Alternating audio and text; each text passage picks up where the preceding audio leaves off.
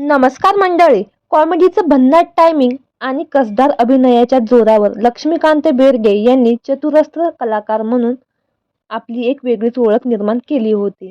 करिअरमध्ये कितीही चढ-उतार आले तरी तो डगमगला नाही आणि अवघं जग जिंकून घेतल्याप्रमाणे साऱ्यांचा लाडका लक्ष्या म्हणून त्यांनी रसिकांच्या मनात एक कायमची जागा निर्माण केली. त्यांच्या निधनामुळे मराठी सृष्टीला चांगलाच धक्का बसला. त्यांचे निधन झाले तेव्हा त्यांची दोन्ही मुलं खूपच लहान होती. दिवंगत अभिनेते लक्ष्मीकांत बेर्डे यांच्या पत्नी प्रिया बेर्डे यांनी एकटीने आपल्या मुलांचा सांभाळ केला.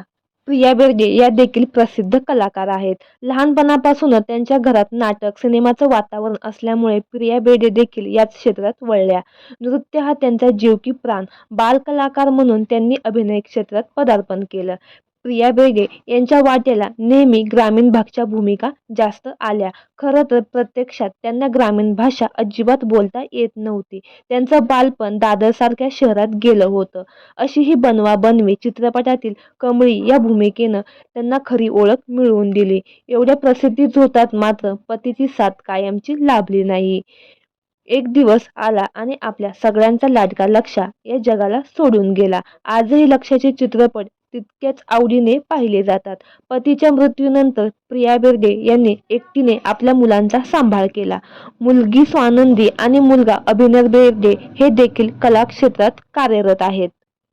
ती सध्या काय करते या चित्रपटाद्वारे अभिनव बेर्डे यांनी कलाक्षेत्रात पदार्पण केलं. या चित्रपटासाठी त्याला उत्कृष्ट पुरस्कार देखील मिळाला. आपल्या वडिलांच्या पावलावर पाऊल टाकत त्याने देखील चाहत्यांच्या मनात एक हक्काची जागा निर्माण केली आहे.